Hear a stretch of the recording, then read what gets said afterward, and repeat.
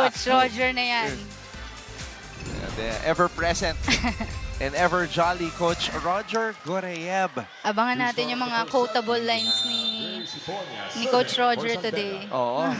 Dapat, ano talaga may compilation ng mga quotable quotes ni Coach Nice. Roger. Tina Marasigan, unang puntos para sa Baste. First point goes to the Lady Stars. Now serving, Von Di Maculangan. And here's the setter of San Sebastian, Von Di Maculangan. Oh. Talagang tina-target si Angel Habacon knowing that she's not 100%. 2 puntos agad para kay Tina Marasigan.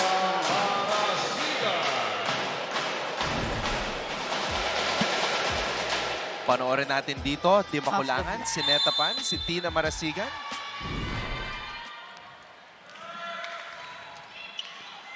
Hiponya setting up Erin Navarro. Hiponya.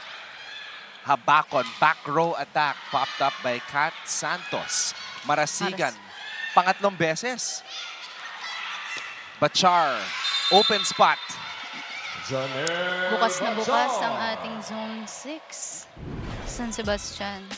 Now, Jack, mapapansin natin si Lazarte, yung libero, nasa left side. Nasa left side. So, paano ba nagde-decide ang isang libero kung saan siya pepwesto at Depende aabang?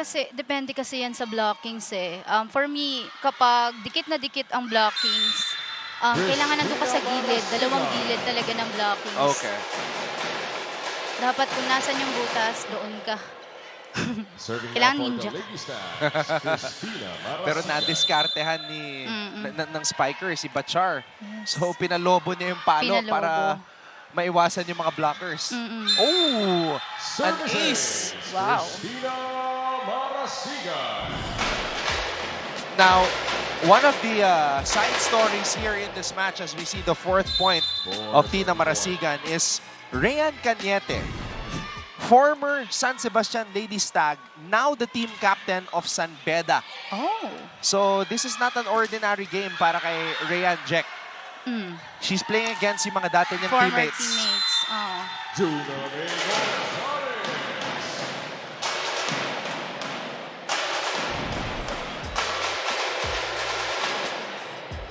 At eto, Off the block. isa sa mga pinaka nag-improve itong si Juna May Gonzalez. Service center.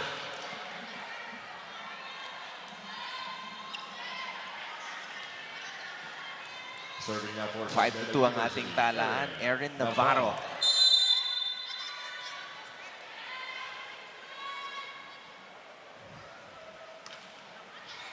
Marasigan. Balik ang bola dito sa San Beda. Oh! Not over.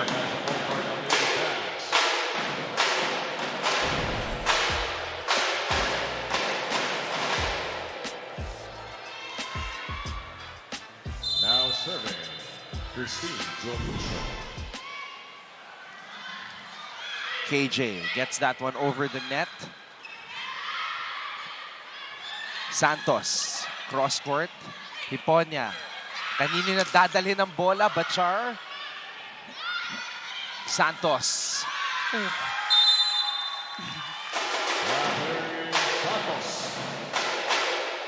So nakita natin, Jack, one-handed. One-handed. Mahirap yung ganun kasi walang control kapag one-hand lang talaga. Kailangan yung stance mo talagang matibay kapag kumukuha ka ng mga ganong straight, mga cross-court spikes. AJ Campos, rookie libero. Wearing jersey number 13, Habacon. Yan, mahirap pigilan si Angel kapag nakabuelo. Grabing comeback naman ni Habacon. Ang lakas ng palo ni Habacon doon. Off the block. Kung hindi binalita na may injury yan, hindi mo iisipin na may injury eh. Tama. Ganun pa rin yung lundag niya eh. Tsaka yung lakas ng palo. Wow. Ang ganda ng angle. All right, when we come back, we will hear our first report from Hannah Arguelles. Don't go away. Keep it right here on GTV Simulcast on Heart of Asia.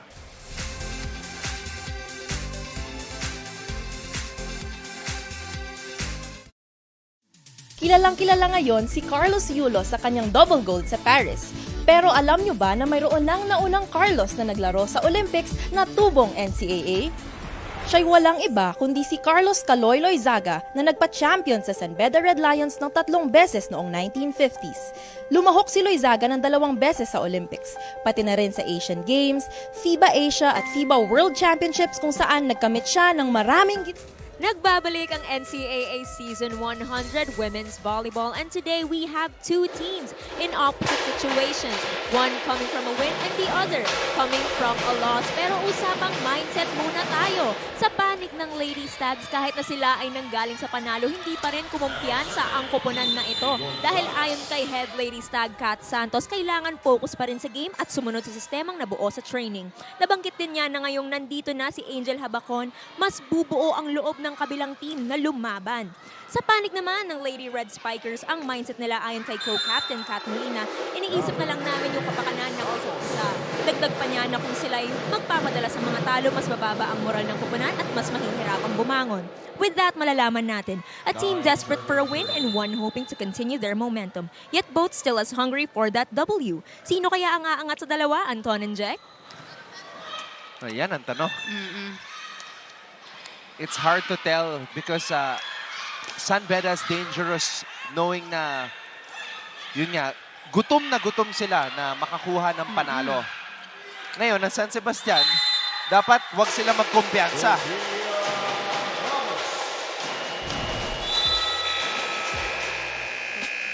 Timeout by the San Beda Lady Red Spikers. And we have a timeout. Pakinggan natin si Coach Joshua.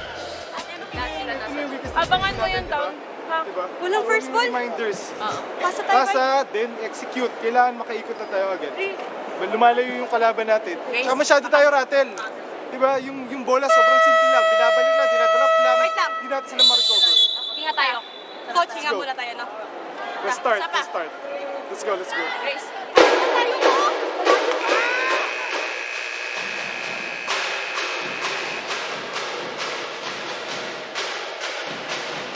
So that was Coach Joshua Noda. Ang sabi niya, wag sila maratel. And then I also heard na wala silang first ball. Nako, napakahalaga ng first ball kasi yan ang magdedetermine ng mga plays para makasabay sila sa play ng San Sebastian. There, B-pass. finally a good first ball. Chance ball. Hiponya. Bachar. Kakasabi lang natin, Jack, na doon nagsisimula ang lahat sa first ball. Sa first ball. In this rally, the libero, the rookie libero, AJ Campos was able to deliver a nice pass to Hiponya kaya nakapag-set up sila ng opensa. At ito na, yung patented jump serve ni Angel Habacon. Pero yan naman ang sagot ng San Sebastian, Kat Santos. Kat Santos, one of the On deck to serve. top spikers dito sa NCAA.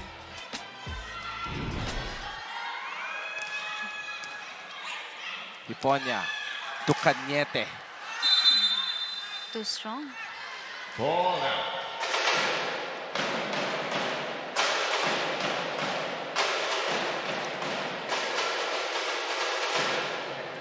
Serving 4. Grabe yung mga pagbabago dito sa NCAA. Because once upon a time, si Kat Santos at si Rhean Cañete played for the same team and they were both in the top 5 in scoring sa NCAA. Ngayon magkalaban na sila. And in the first round, Cañete had 26 points. At wala si Angel nung first round meeting ng dalawang kupunan na to. Net fall by number 17, Nedoray. 13, serving 4. 13-14 in favor of San Sebastian. Jump serve para kay Santos. Hiponya to Cañete. Campos. Cañete. Masyadong mababa para kay Ramos. Point 4, the Lady Red Spikers. Na during your time, Jack, San Sebastian, kilala pa rin as a powerhouse, no? Or towards that time, nawala na si Coach Roger for a while. Kasi may mga taon na nag-step down muna si Coach Roger, di ba? Ay, hindi. Nung panahon namin, Coach Roger talaga all throughout. All throughout. And sila talaga ang powerhouse. Sila yung team to beat talaga. And during our time, nag-Grand Slam sila. Nung mga few years back, bago ako graduate. Although during your championship year, Letran ba nakalaban nyo? Letran. Letran. Parang 4 sets ata kami. Hindi ko na matandaan, medyo blurry na yung ano ko. Oo Ang nga tagal na nun.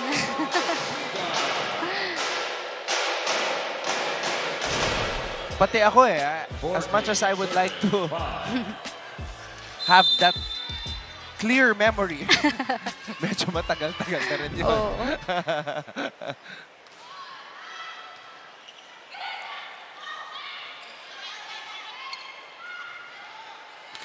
Oh, Marasigan again breaks down the wall.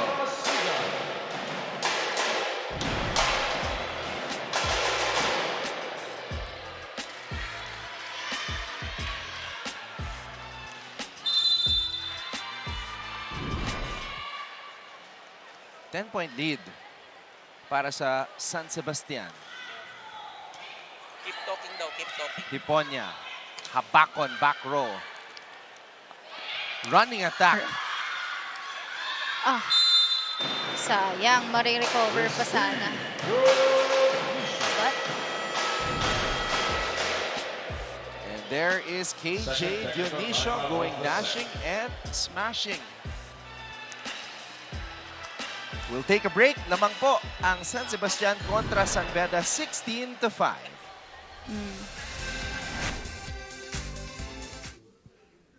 Ang unang pumapasok sa isipan pag NCAA ang napag-uusapan ay basketball. Pero kahit sa ibang larangan ng palakasan, lalaban pa rin ang NCAA. Tignan nyo ang tubong mapuwa na si chess grandmaster Eugene Torre na isa ng Hall of Famer. Ang taga-College of St. Benilde na season 92 men's volleyball champion at MVP na si John Vic de Guzman na nakapagkamit ng silver medal sa SEA Games. Ang kaeskwela niya na si Agatha Wong.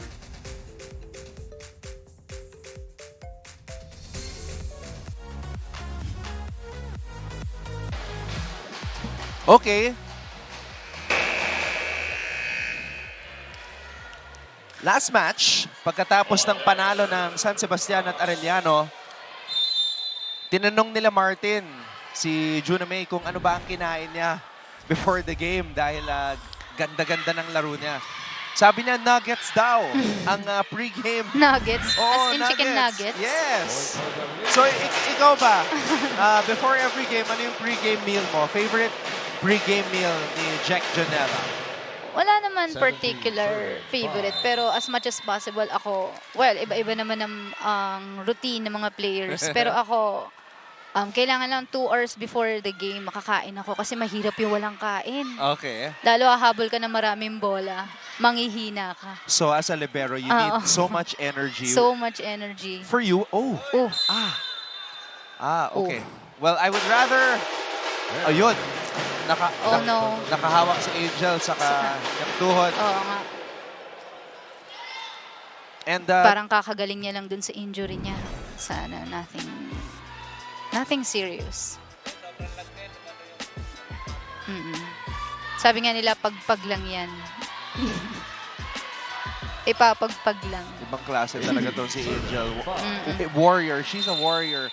But it's that right knee, Jack, na may injury Right knee.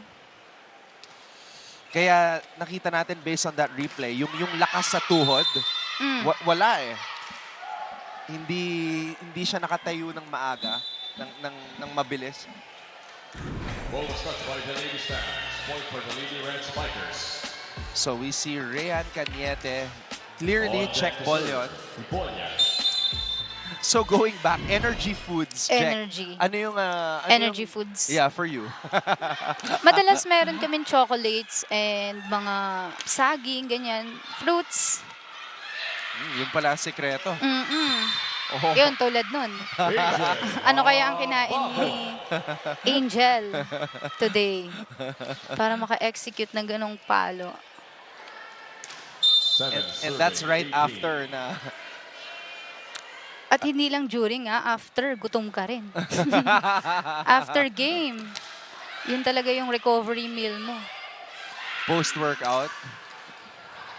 Balita ko mga volleyball player, mahilig daw sa mga Korean Korean food. Yung Anli.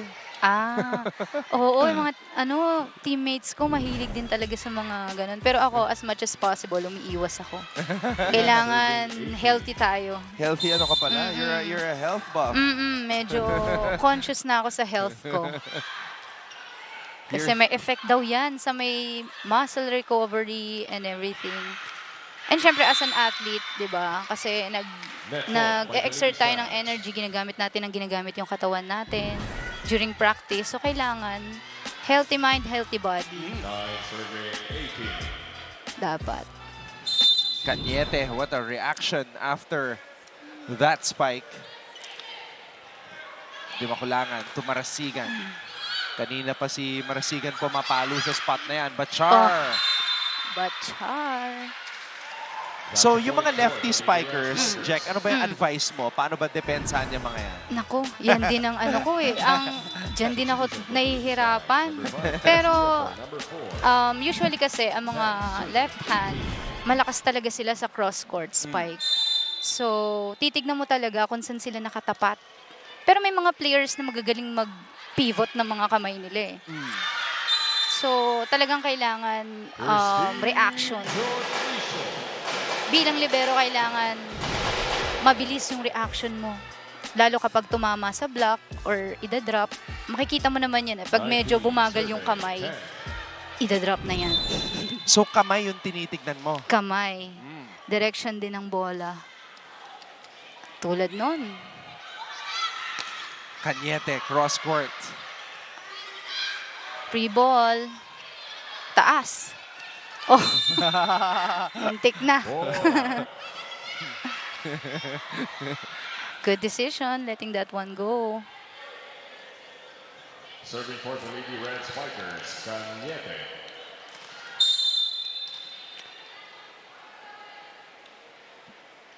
Ryan.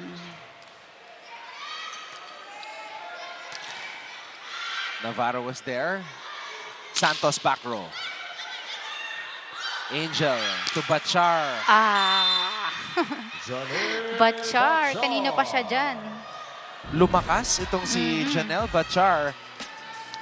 Her power wasn't as strong as this last season. I think kailangan lang mag-work ng San Sebastian sa blocking spa nila para mahuli nila to si Bachar. Combination play. Santos mula sa back row, picked up by her former teammate, Ryan Cañete. Oh wow, Good what a recovery. dig by Navarro. Long rally. Nice set. Si Angel, okay din yung depensa. Wow, what an angle from Angel. Sobrang nipis. Scores 19-30 in favor. Bilis ng bawi.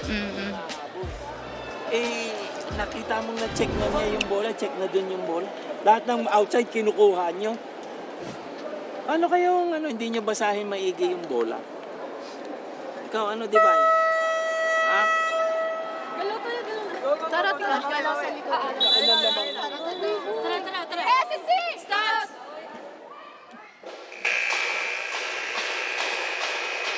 So, na-miss mo ba yung mga quotable quotes ni the legend Coach Roger Gorayev? Medyo. Legend na yan si Coach Roger. Dati ba may intimidating factor pag naglalaro kayo, tapos syempre, Coach Roger Gorayev? Of course, merong factor din yun kasi well-respected talaga si Coach Roger sa volleyball world. And isa talaga siya sa mga pinakamagaling na coach. Dami niyang napaka-champion na teams. Alam naman natin yan. So, 14 serving 19. Cross-court spike.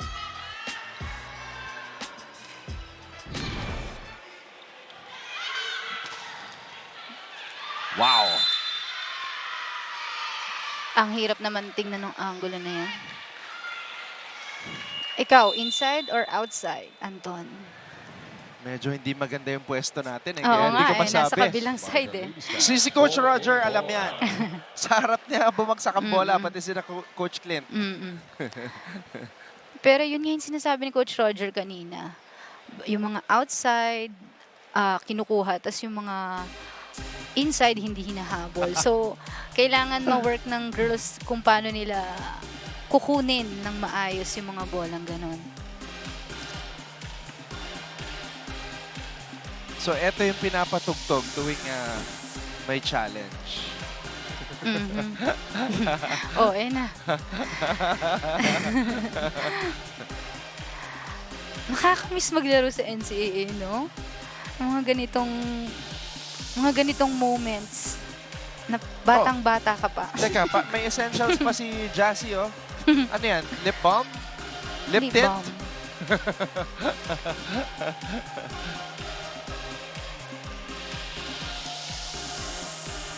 So while we are waiting for the decision, chinek ko yung lumang stats, season 97. Number 1 si Santos, number 2 si Cañete. Ganon sila kalakas nung season 97. Parehas pa silang nasa San Sebastian. Mm. Ngayon magkalaban na. Ngayon magkalaban na. Let's see kung sino ang mas magdo-dominate this game. Sayaw? Ako sa sayaw? Uy, may nagsasuggest. Magdidig na lang ako. Magda-dolphin dive na lang ako kaysa sumayaw. Dive! Oh. Ang ganda naman ng energy ng San Sebastian doon. Bilang ito ang bagong miyembro natin sa panel, we have Jack Jonella. Marilag. Marilag. Sorry guys, hindi talaga ako dancer. Pakitaan ko na lang kayo ng dolphin dive. Mas confident pa ka doon. Tignan mo naman yung San Sebastian. Oh.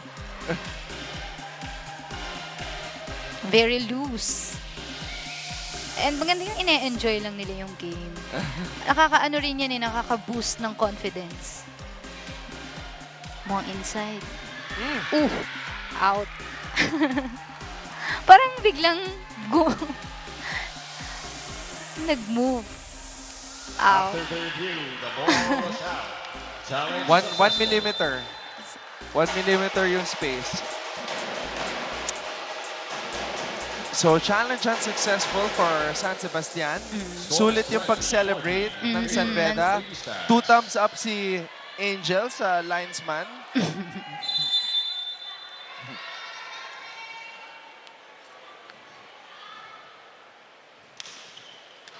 Good pass.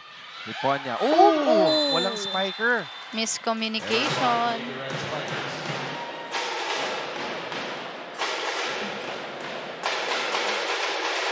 Sayang, ang ganda ng pasa nun.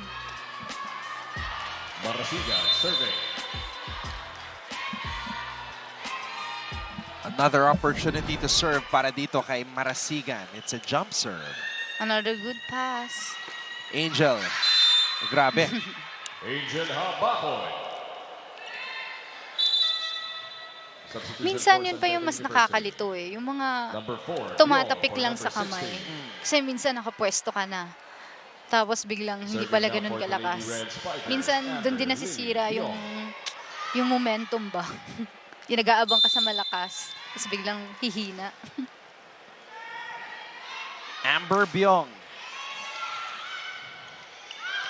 KJ. Bachar. Di makulangan. Oh. Free ball. Santos. Habakon. Back set. Cross court by Good Gonzalez. angle. Zunay hindi nakatapat si Hiponia sa spiker. That time, Time advice and Beda University. Score is 22-15. yun yung sinasabi ko na kailangan naka-angle ka sa spiker. Well, na yung nandun. So yung deep doon, dapat makover na natin. Pagka, okay lang yun. Set up nyo lang na maayos pa. Sure, mahabol tayo. Doon mo sigurado. Diba? Say natin, say. Let's go. Opposite yung spiker, seat to it na cross-court talaga. Hindi nagda-down talaga. Hey, go sa pala! Hey! Isa.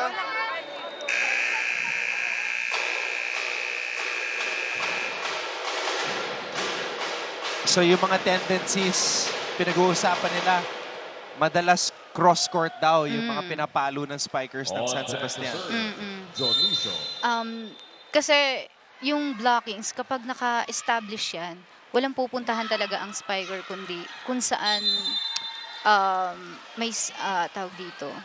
Point for San Sebastian. Yung space. Kumbaga parang iiwas at iiwas yan ng spiker sa blocking. So as much as possible, dun ka talaga sa may butas or dun sa mga gilid-gilid ng blockers. Yun talaga yung magiging guide mo, yung blockings. Hiponia to Habakon.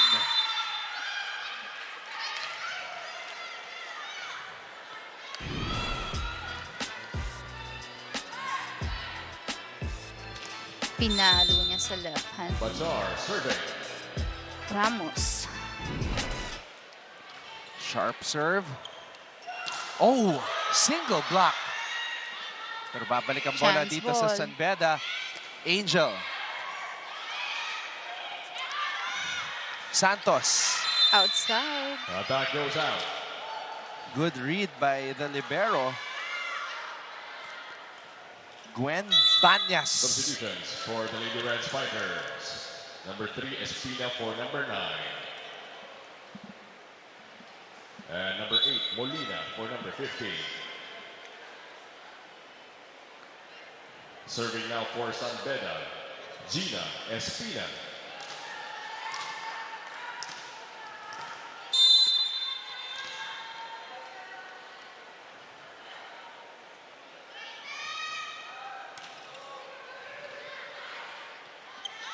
Back set. Molina, nothing there. Santos. Ganda ng blockings ng San Beda. Oh! Nakalusot pa yun. And that's gonna go out. Angel Abajo. Sayang, andun na yung libero. Pero yun nga, sabi ko kanina, kailangan naka-angle ka. 18 serving, 23. 23-18.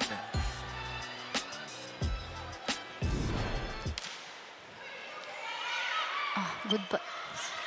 Santos na naman. Inabangan ng dalawang blockers. Chance ball. Nakapag-set up. Wow! Angel Abajo. Grabe si Habakon. What a comeback. Kanina pa siya. Time out by the Lady Stars. Sabi nga nila, comeback is real. Real. Yan, over na. Mag-backline ka, sino nasa backline? Mag-backline ka. Ipinipilit mo doon, halos ayaw ng paluin yung bola. Laman tayo may papalit dyan. Nasa ina. Tsaka, Saan ba si Chaco? nasa dulo, coach. Dito? Opo. Papatungin mo. Huwag mo nang bigyan to ng bola muna. Yan muna si Chaco. Go, go, go, go, go, go. 1-2 yan, de. 1-2.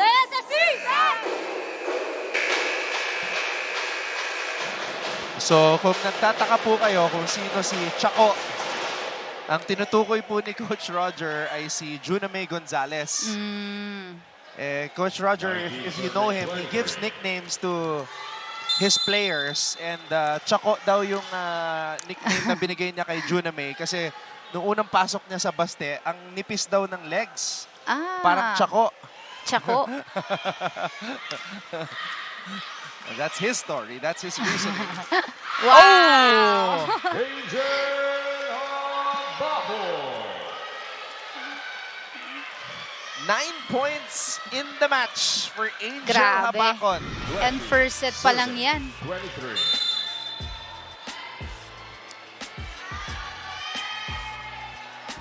San Beda slowly crawling its way. Down by 3. Yun lang. Yun Off lang. the block, Julie. Pero nakikita natin medyo nagiging established na yung blockings ng San Beda compared The kanina. Lady Stags are now at set point. Sabi ni Riri Bedural, akin. The number 17 blocker of San Beda.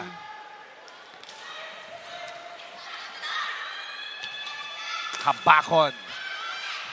San Sebastian with a chance to close this first set. Wow! Naibalik pa sa San Beda Naibalik pa. side.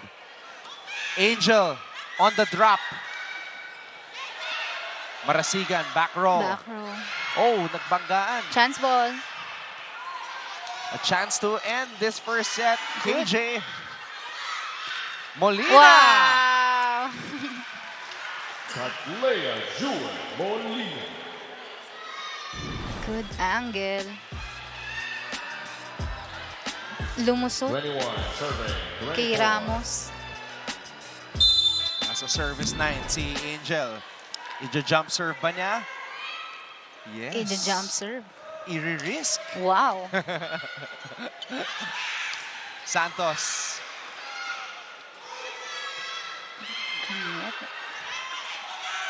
Santos. Ah. Dinagdagan ng lakas.